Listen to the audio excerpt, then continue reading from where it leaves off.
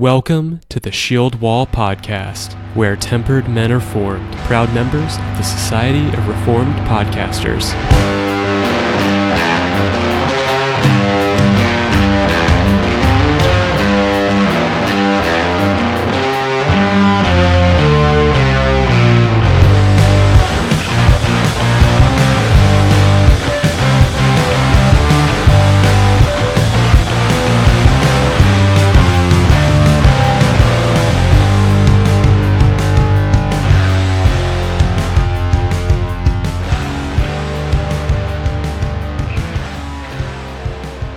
All right, welcome back again to the Shield Wall Podcast. My name is Ethan. I'll be your host for today. I'm gathered here in the podcast bunker with one of my good friends, Nic.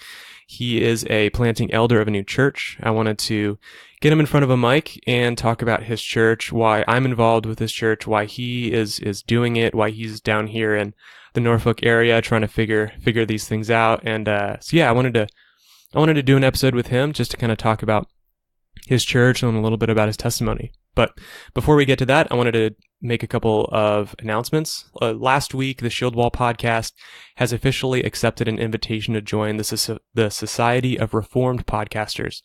This is something that's really exciting for us. It's a network of theologically minded, gospel-centered podcasts that network with each other and kind of do side projects together. So we're really excited about that. I recommend all of their podcasts. If you go to reformedpodcasts.com, you can read all about them. If you search the Society of Reformed Podcasters on any podcast catcher, you can get their mega feed. So yeah, we joined the network. Feel free to look them up. Nothing's going to change on the Shield Wall Podcast end. We just wanted to get an opportunity to connect with some people and network and grow our listener base. So I wanted to introduce everyone to Nic. He's the founding one of the founding elders of the Gospel Collective. No, the Grace Collective. The Grace Collective. How's it going, Nic? Hello. Good. Good. So yeah, tell me a little bit about yourself. I've known you for several years now. You were you and your wife let my at the time fiance and girlfriend stay in your home for a number of months. That was really great. You guys, how long have you lived in this area in Norfolk? I think we've been here for, oh my goodness, 3 years. 3 years. Just about 3 years, yeah. Goes by fast. It does. So tell me a little bit about yourself. Like, where'd you grow up? I'm originally from New Jersey, South Jersey, and then when I was older, I moved up near the city. Cool. How do you become a believer? How did I become a believer? That's an interesting question. That's why we're on a podcast now. Yeah, I think the correct podcast answer is by the grace of God, I think. So let me get that out of the way. But I actually didn't grow up in the church. I was not a Christian most of my life. My mother would take us to church for some of the major holidays. Yeah. A lot of times just kind of, you got to do this. But never really with an explanation of why. Yeah. The motivation wasn't really communicated. Yeah, it wasn't at all really. And so church was very detached from kind of the normal life I was living. And I don't think my family was very into it, to be honest. My dad definitely wasn't. He was he's a first generation American. His family's from Italy. And he died when he was 30 years old, and him and my mom were separated before that, so we didn't see him much. And I think he was maybe Catholic or something like that. Yeah. So didn't grow up in the church by any means. In fact, I think some of the things I learned as a child really put me off from church. My mom's father was a prisoner in the Auschwitz, Birkenau concentration camp. Wow. The numbers on his arm and all of those kinds of things. And he escaped. He was a Polish soldier. He wasn't Jewish. But he was, during the invasion, he was captured and spent years in Auschwitz, and was eventually liberated. And he came to America. My mother was the first child in their family to be born in America. And I think he was Catholic and my mother's mother was Lutheran. And they took with them this, I think my mom inherited this kind of God who was a vengeful God in a lot of ways. Is kind of post World War II. Yeah. A lot of people had seen some horrific things, and that kind of tempered their perspective in a lot of ways. I think so. And the God, right or wrong, the God that was presented to me was one I didn't want to be a part of. Didn't want anything to do with. So that brings me to kind of high school and college. I was an athlete. I was a good student and kind of pursued those things as the chief good in my life. And towards the end of my college career, I was living in Knoxville, Tennessee, and had sort of an existential breakdown, I think. I hurt my knee real bad. I wasn't playing basketball anymore. School was ending, and so that kind of wasn't my identity anymore. And I was actually dating a girl who kept trying to get me to go to church. And we worked at a place where another Christian girl would come in and, you guys got to go to church. You guys got to go to church. And I think, in Tennessee, when a girl wants to marry you and you're not ready to be married, you're out partying, you're doing all these kind of things like I was doing, they take you to church to clean you up and get you ready for married. It's not necessarily a religious thing. It's just what you do. They gotta clean you up before you meet dad. Exactly. Yeah. Exactly. But I always kind of say that the joke was on her a little bit because I ended up meeting Jesus in the church she eventually talked me into going to. But my journey was interesting because even at that time, going out and partying and, just not really have anything to do with God, the thought of going into a church with a steeple, kind of white building was a scary thought. It sounds ridiculous, but you have this in the back of your mind, like that same vengeful God that you identify. Yeah, it's a stigma associated with the symbol. Yeah, so there was no way in a million years I was going to go into one of those buildings. It just wasn't going to happen. At the very least, I was sure the judgment from the congregation or the pastor or something was going to happen. But then she told me about a church that was meeting in a coffee shop in what's called the Old City in Knoxville. And the Old City is where a lot of the bars and restaurants are. And she said you could wear jeans, and they gave away free coffee. And sold. Yeah. and they had like kind of rock music type worship. So, that sounded doable to me. Maybe God couldn't strike me with lightning in a coffee shop. So I thought, all right, I'll do this. And I went, and the real kind of transition for me, the transformation story happened when my brother and his soon-to-be wife, eventually to be wife, came with us one morning to this coffee shop where the church was. And I remember my brother had been out late. I think he was bartending at some of the clubs in the Old City at that time. And the pastor and his wife were at the door of this coffee shop we were going to. And the pastor said something, just smiling at us, welcoming us in, said, thanks for coming. How you guys doing today? And my brother said something along the lines of, oh, not too good. I was up drinking till 3 a.m.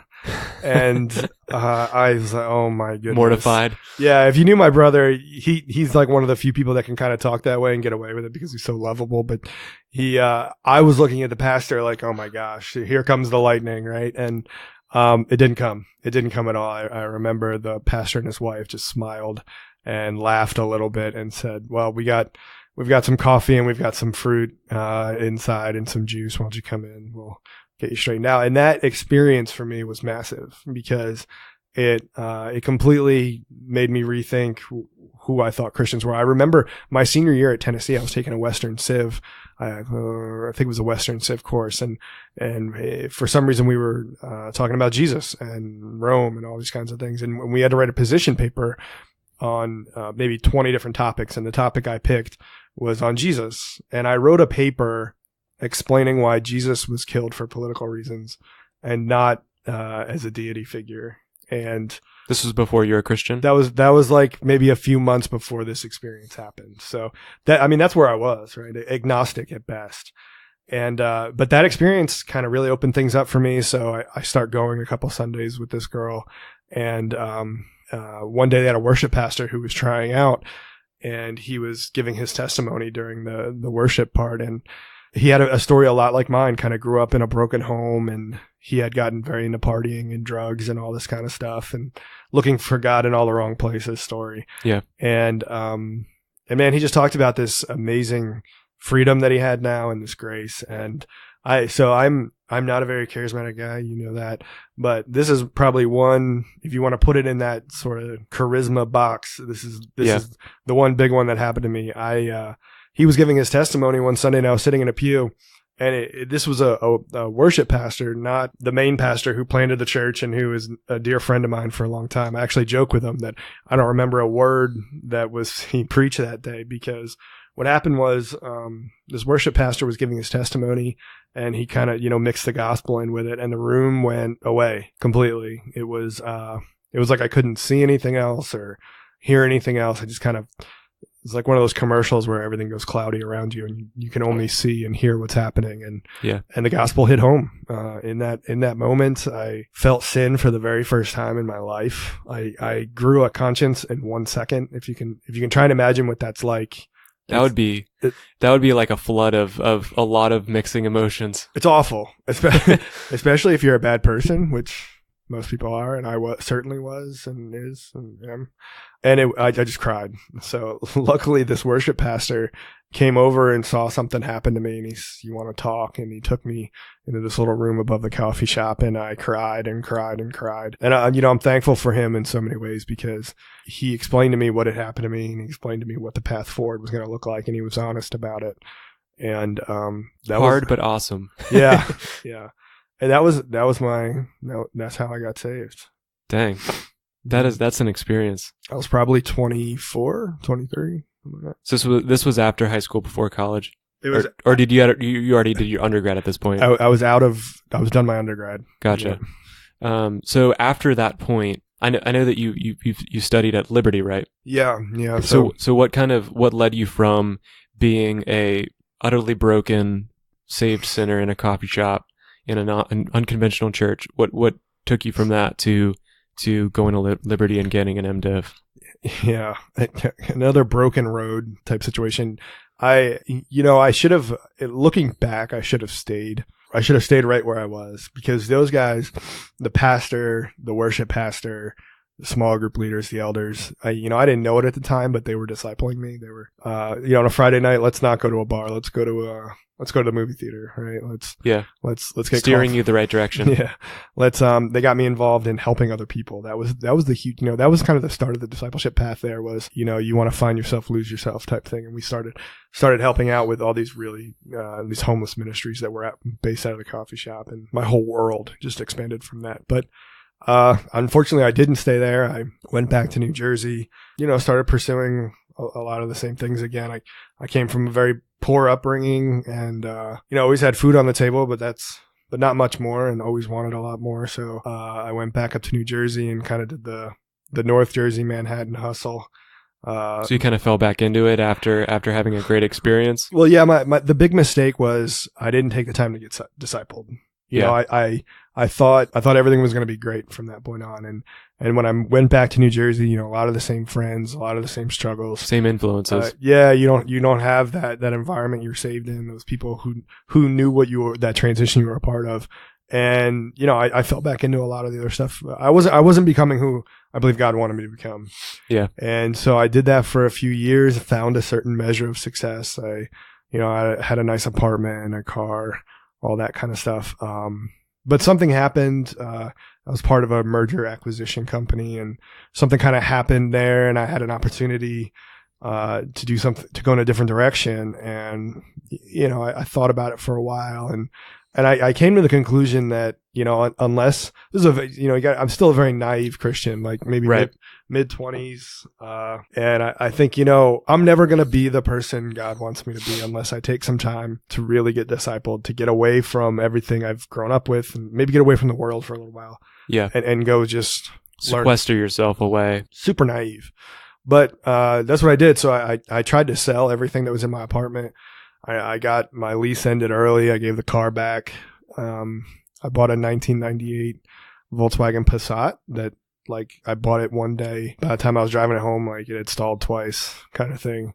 And you were kind of hitting gravel at that point. You know, you're kind of like when you're talking about your story, I imagine the parable of the sower and the seed, right? You were kind of the seed that sprouted up quickly, but was then choked out by the weeds, by the troubles of the world, and now you're kind of reaching for sustenance, and there's just nothing there, and you're kind of just like, what do I do now? Wow, I'd never thought about that, but I think you're absolutely right. I think that is me. Yeah. So again, by the grace of God, I didn't end up selling everything in my apartment. I gave it all away. Like I posted on Craigslist, just come get it type stuff. I put some clothes in that 98 Passat and I drove down to Lynchburg, Virginia, and said, my mindset at the time was I'm in a period of transition.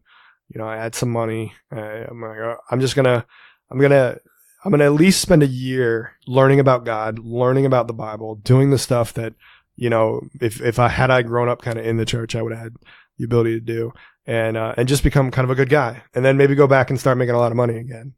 You'll try it out and then go back maybe. Exactly. And God had other plans. I ended up staying for 3.5, 4 years, something like that. Oh, yeah. I loved seminary. I was there for a year, and I somehow became like the student body president at Liberty. It was a wonderful place. I met so many of my best friends. Man, it was great. And so I just kept going. I got an MA in theological studies, and then I got my MDiv in biblical studies. And I met my I didn't know you dual majored. Yeah, it was an accident, really. I just, Another God's grace thing, huh? Yeah, I wasn't super strategic. I didn't know any. I went to Liberty because it was the only seminary I knew of in the whole world. Yeah. It's kind of funny. On the other side of seminary, people see me in a church, they see me in a pulpit, they see me in my job, and they just kind of think you like a few years ago you knew everything about. And I didn't know what seminary was. Liberty's good at advertising, and I was like, all right, yeah, I see their ads everywhere, and they'll take me. So I started taking classes about just what I wanted to learn. And then ended up kind of splitting the theology, biblical studies, and ended up with both. Yeah. So you were saved. You sprouted up quickly, kind of thing, and then you were kind of choked out by the world. Then you went to seminary, and was there like a big rebirth there? Was there kind of a shooting up, like a growing process there, or was it kind of slow to start? What was your time in Liberty like, and how did that lead into where you are now, married, beautiful family, starting a church? Like, what's the process between you starting at Liberty and that final conclusion? Yeah, I think, if at the time it was still a very, very ugly sanctification process, very ugly. I'd cleaned up my life a lot.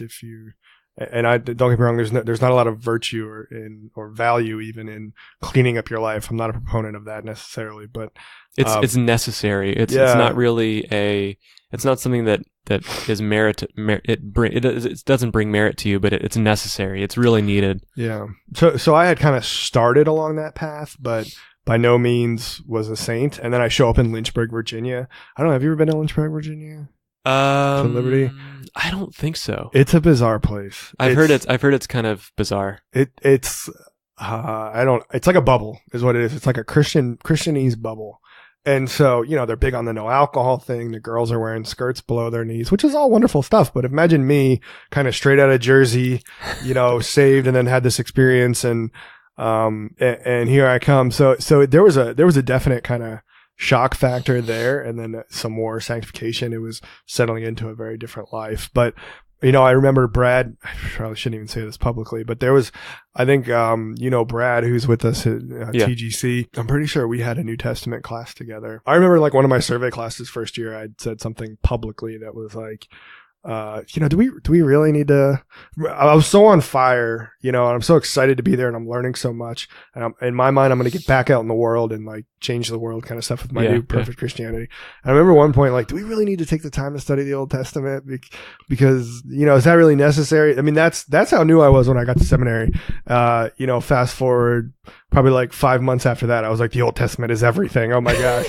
So that's kind of indicative of what the process was like for me. It was a lot of the guys went to seminary would joke about how I studied eschatology. I went through I would read a chapter, when you go to seminary course, they give you like 3-4 books and you kind of work through them. And the eschatology class was like, okay, say we're studying, pre-mill was the first few chapters of each book. I'm like, I'm pre-mill. That's it. Sold. I'm done. And then like the next couple chapters were A-mill. I'm like, oh, all right, never mind, guys. I'm A-mill for sure. And then, kind of that was my process was like, and a lot kind of being thrown here and there. Yep. Yeah. And that's, for someone in those shoes with my upbringing, I think that's kind of normal. Yeah, for sure. And so I think it was the last year of seminary, I slowed down my pace a lot. I took maybe 3-4 courses and really spent some time just going through things slowly. It was a slow process for me, but it was great. I think that the biggest help for stuff like this is the greatest advantage of seminary. Is just taking the time to sit down with the Bible, sit down with a book, and work through it with a couple of other people. Like that's how you really who all want to do the same thing together. Yeah. I was just saying this yesterday at an elder meeting or this past weekend. The phrase when Jesus says where 2 or 3 are gathered, there I'll be also, that he actually took that from, he's quoting an ancient Jewish saying about the Torah, that the Torah was meant to be read in the presence of 2 or 3 people. And when you did that, there was this sense where the divine showed up because but it was a very practical thing. You didn't. There's a worrisomeness to somebody studying the Bible in a vacuum, right? Because you could read something and then go like me, right? Let's go like, do we even need the Old Testament, right? Because you read one passage and you can go running. But when you read it with a couple of people, the way it was done originally, you would bounce ideas off of each other. The tradition you had grown up with in your family and in your tribe, you would have had things passed down from you. You could bounce ideas. You could moderate and mediate between kind of these ideas and extremism. Yeah. And so there's a lot of practice. A lot of people don't know that's, I think Jesus co-opted that phrase and took it to the next level, but originally that's what it referred to. I didn't know that. That's really cool. So did you meet Brianna, your wife, and Brad? Did you meet both of them at Liberty? I did. Yeah. Wow. My wife was studying counseling. Okay. Graduate counseling. Cool. And they met in the same building as the seminary. It was ordained. It was ordained. Yeah. So tell me about your early relationship with Brianna, because I know that you're a big John MacArthur fan. You were really into Strange Fire, and then she was on the more charismatic side of things. What did that look like? There's nothing that will temper your theology like falling in love. I think that's for sure. I've experienced that just being 5 months married. There's a lot of things where I have to hardline on, be firm about, but there's other things like you have to give up, you have to give ground on some areas, and it's a lot of compromise. This has been an area of growth for me, even now. Yeah, I'm at Liberty, and the Strange Fire tour was big when I was there. Yeah. Tons of respect for John and Tom your first name bassist, Johnny. We call him Johnny Mac. Mac. Among the Shieldwall guys, Johnny Mac. Tom Pennington, who's TJ has worked with. Really Tom, in fact, on the stuff he wrote while on the Strange Fire tour was just, it blew my mind. Understanding revelatory history in like a biblical theology, a historical approach. Yeah. And if you look at it from that respect, you see how special kind of some of the special giftings were in order to validate the coming of God himself, know. And in my personal reading, I'm reading Biblical Theology by Gerdingos Voss. Mm-hmm. He's a Presbyterian. His biblical theology is amazing. Like he talks about each revelatory span, and talks about the themes that's going on and how that kind of leads into the next, and until you reach Christ, who's kind of the culmination of all of these revelatory periods throughout history. So like, how does that go into meeting Brianna and TGC? There is a middle ground for a lot of things. I think as a young Calvinist and as a young theologian, there's a tendency to, this, you just want to hit everybody over the head with the Institutes or something, or John MacArthur's commentary. Yeah.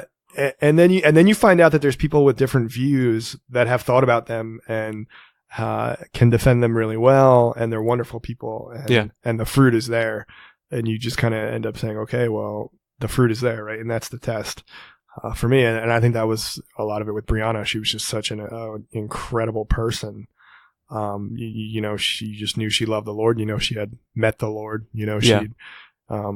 She had God in her. You could tell that the peripherals, like the signs, the wonders, the gifts, those weren't the focus. Like you could see that with those things there, she was still like truly someone who was on fire for the Lord. Yeah. And if in the Liberty bubble, if you would have, one of my friends was talking about Brianna, you'd have thought they were talking about like Bill Johnson or something but she was, the truth of the matter was, once I got to know her, Brianna was, with YWAM, internationally for many years. And she left YWAM, kind of took a step back from the churches she was in because she had experienced some things done in the name of the charismatic movement that she was not a fan of and wanted to research it more. So she was actually she was testing and learning for herself. Yeah. So she was actually in a great phase for us to meet. But yeah, so we met in I think my last year of seminary, and then I moved out to Virginia Beach over one summer because a buddy at seminary, his uncle still owns, I think, a company that works on the battleships and that's cool. the Navy ships. Yeah. And so a lot of us were in this kind of what do we do next type holding pattern. Some of the guys were going back to get doctorates or THMs. And I was kind of wrapping up, and I had maybe one class I was going to do online. I was like, okay, this is perfect. You can, that pays well. It's hard work, but it's something to do while you figure your life out. So came out here and encountered Norfolk and Virginia Beach and Hampton Roads. And that's where we really saw the need for a church and a church plant.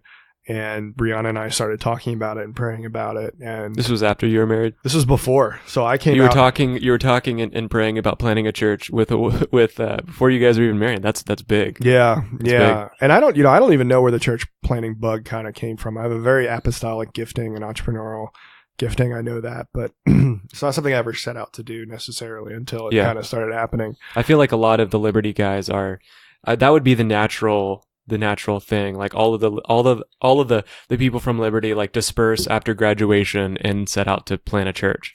Yeah. And they have a Liberty network that can help facilitate that, actually. Yeah. I don't know if it's working great, but I was out here for a little while, got us an apartment downtown Norfolk.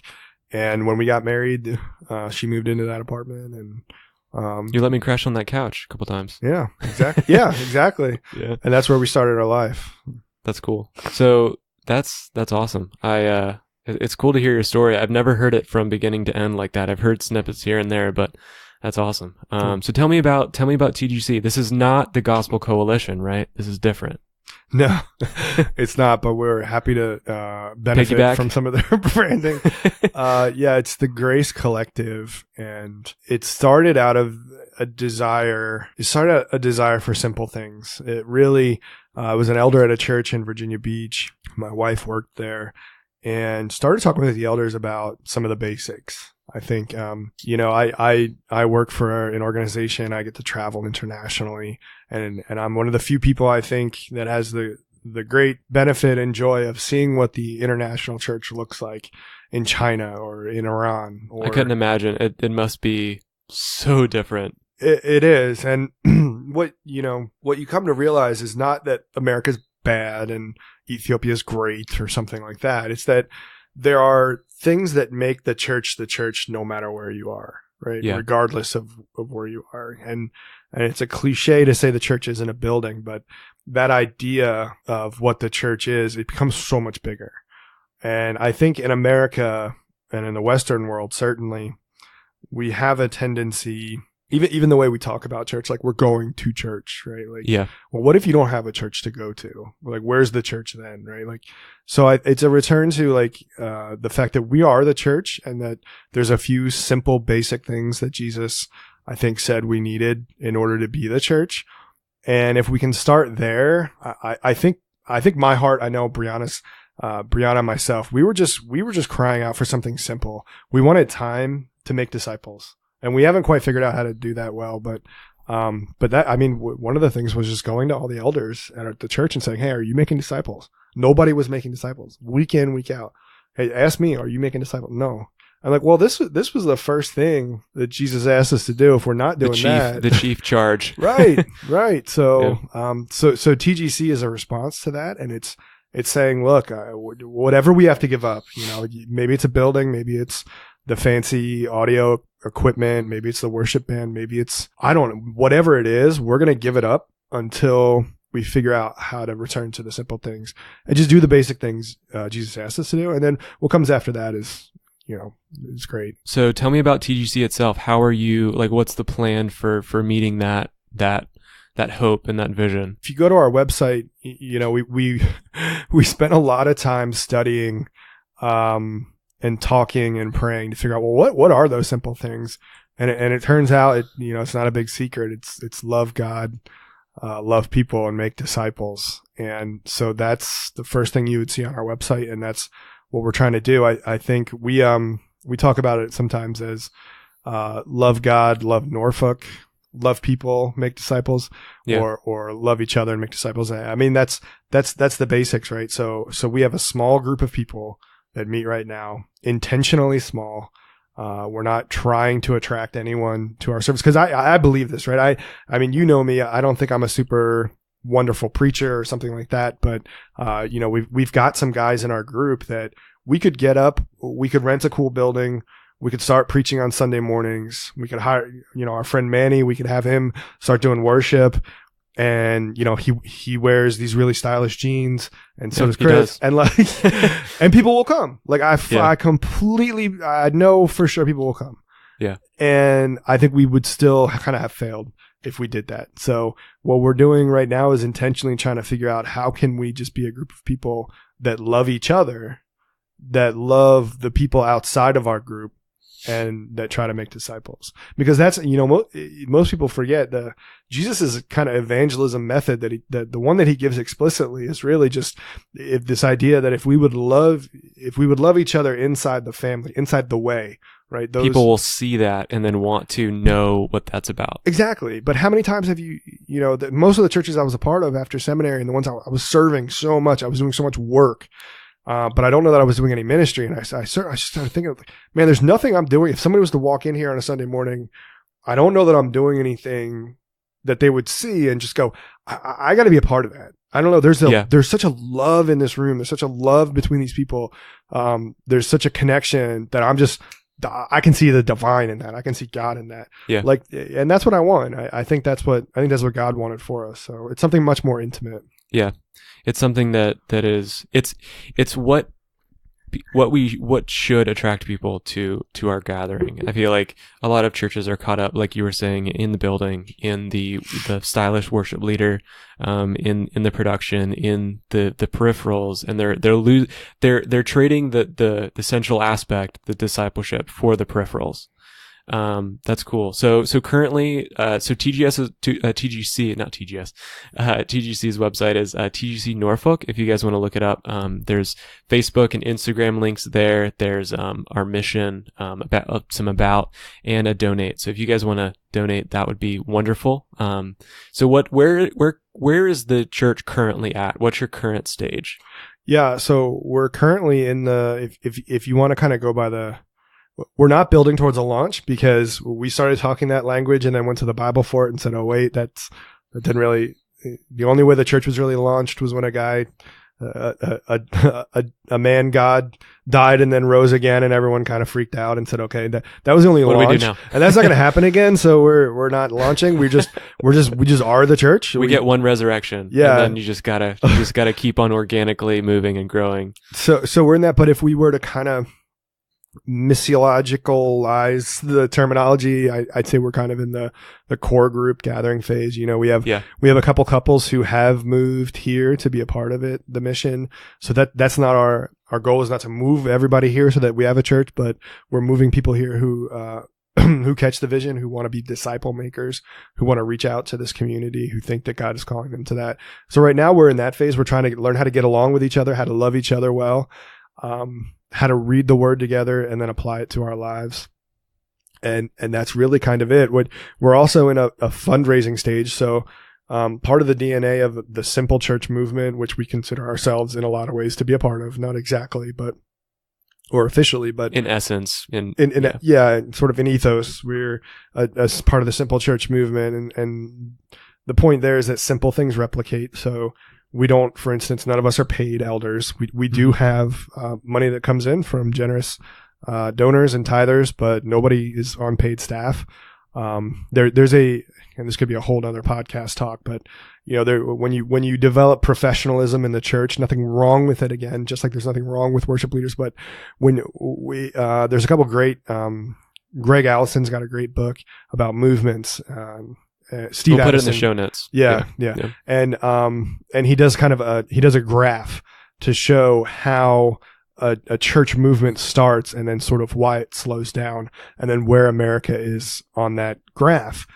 And what happens is in the early stages of a movement, there's no professionalism, right? So Africa and Latin America have been a part of this, or the global South has been a part of this in the recent past. And, the largest Christian church in the world in the next maybe like 10 years is not going to be America, not even anywhere near. It's going to be like Sub-Saharan Africa and Latin America. Yeah. And the reason is because when a movement starts, there's no professionalism to it, right? Everybody has to do everything. So everybody's gifts are being used. People kind of organically fall where they're supposed to. Yeah. And if you go to a church in Sub-Saharan Africa, it's in the rural areas, you'll see this. Like, you'll go to a church service and there's not a pastor there who's been trained necessarily to be a professional pastor. Not saying that's a good thing. I'm actually doing a lot to help try to change that through the ministry I work with. But what happens is 4 or 5 people have to get up and speak about what they know, what they were able to learn that week. 4 or 5, 6 different groups of people have to get up and sing. 3, 4 different types of people will come up to pray. Everybody's involved. The body is working, and it's much more like a New Testament type thing where everybody's kind of pulling the body together. But then eventually what happens is you get the guy that speaks really well and the woman who sings really well, and they kind of fall to the top, and then other people are like, oh, well, that's really what they're supposed to do. And then, the other 80% of the congregation starts to fall off and the movement slows down that way. So we're going to try to hedge against that by not doing the professional, at least not for right now. We're not doing the paid professional, like doing the quality, like making sure everyone is skilled and growing together as a single group, but staying away from the production, stay away from it being like the event to be at kind of thing. Yeah. And even one of the things we're really striving for is can everyone in the group, as the group grows, and I think right now we're at a point where everyone in our group, our church, can read the Bible for themselves in context.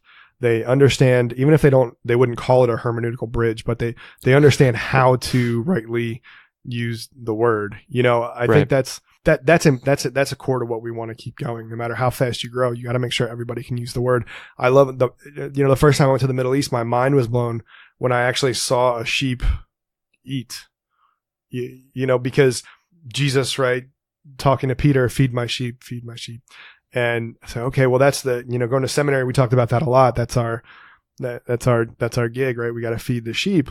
But have you ever seen a shepherd like try to, they're not like on the ground ripping up grass, like trying to shove it down their throat. They just lead them to the pasture, Yeah.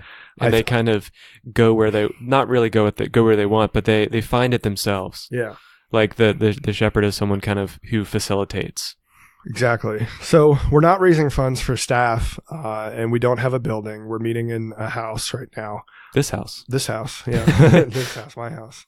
But one of the things that we are trying to do is to actually open our own coffee shop, just like the one I was saved in. The model that we're pursuing works so well in that type of atmosphere because it allows you to interact with unsaved people like because they naturally come in. They naturally come in. People like who I was, 10, 12 years ago. And it's a sort of a third place. Sociologists would call it a third place. Just a place to hang out, a place to get great coffee, a place where you can interact with Christians, and a place where we want to hold debates. We want to have like kind of worldview nights and poetry nights. I've always wanted to be part of either part of a debate or to build a space where people debate. One of my favorite authors and pastors, James White, who I talked about today, he goes into mosques and like debates Muslims in That's a awesome. mosque. That's awesome. And like he's able to like how else can a Christian go into a huge congregation of Muslims and preach the gospel? Like that doesn't happen. Like a debate is where that can happen. And that would be awesome to get going. So right now primarily the movement is towards the coffee shop, right? Mm-hmm. The opening that, getting a building for that. And it's my understanding that will be like that will help sustain the church, right? Exactly. So some of our staff, like one of our elders now is a coffee connoisseur, and his wife, that's their whole life is coffee. They're next level coffee connoisseurs too. They're not like, oh, I don't like Starbucks. I like this other brand. They're I don't like this brand, this brand, this brand, this. I just like this kind. They're really next level. Yeah, like they're smelling the beans and all the soil that the beans come from, and so we do want it to be hopefully one day a place.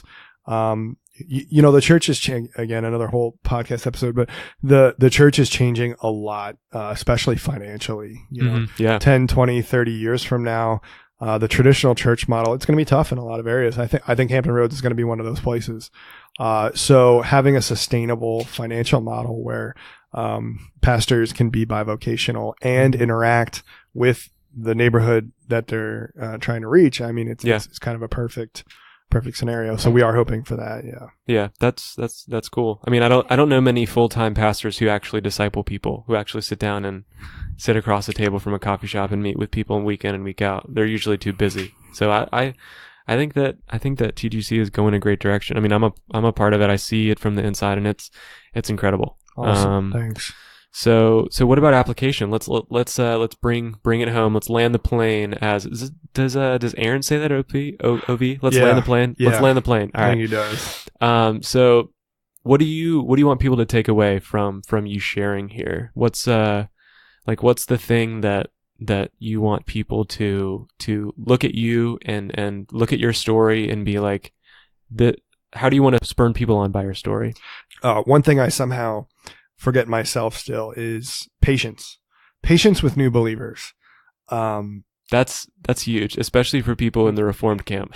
it really, gosh, if we're doing what Jesus really wanted us to do, I think if we're a part of a movement that started the way things kicked off in the first century, we want everything sometimes, especially in the Reformed camp, we want everything to fit nicely together, nice and liturgical, nice and systematic. Nice and systematic, right? And life does not happen that way. It doesn't. If you and this is, if everyone in your life thinks the same way you do and doesn't struggle with any of the sins except for maybe the one that you do, then you need to find some unsaved people to get in your life, I think, because you need to gain some perspective, or some recently saved people. Yeah. And then when you do, you can't look at them and be like, oh, and this is my tendency now. I'm going to be honest with you. Oh man, why don't they just get it, right? Why are they sinning? Why are they still going out partying? Why are they still hooking up with this person? Why are they still doing this kind of stuff? But, the truth is, I don't think I'm a success story, but man, if you just saw the stuff I grew up with and the people, the amount of friends that died from heroin overdose, the amount of every single one of my friends has a family member died of heroin overdose, right? That in jail, that all this kind of stuff, my family in jail, all this kind of stuff, like, and then to grow up without it and deny the church and then get saved one day and then end up in seminary, it was 35 years in the making, 34 years in the making. But, man, I'm so thankful for the people who didn't give up on me. The people who, even my wife, who, the sanctification that has happened since I met her is unreal. Yeah. But that's how God works. And so I think my admonishment would be to get some messy people in your life, some new believers, and really work on discipling them, and expect it to be messy. But I think that's the heart. That's where Jesus' heart is. Totally. Absolutely. Yeah. So to wrap things up, the Grace Collective's website is tgcnorfolk.com. There's all the information there that you could need. You can hit us up on Facebook. Our Shield Walls email and social media information is in the intro. If you guys want me to connect you with Nic, you can email me.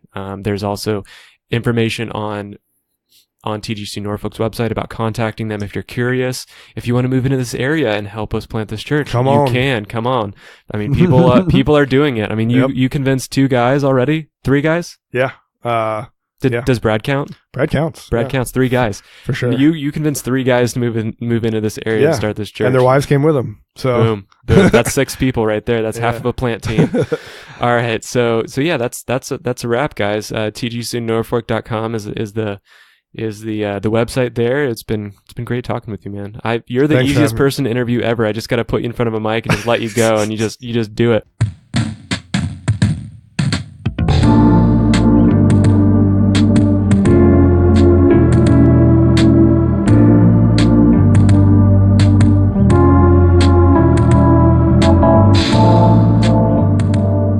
Thank you for listening to the Shield Wall Podcast. Our goal is to glorify Christ and strengthen the hearts of men. We've got more episodes on the way, so if you liked what you heard, subscribe and share. For more info and articles, visit our website, ShieldwallDiscipleship.org. You can also find us on Twitter, Instagram, and Facebook. Just search for Shield Wall Discipleship.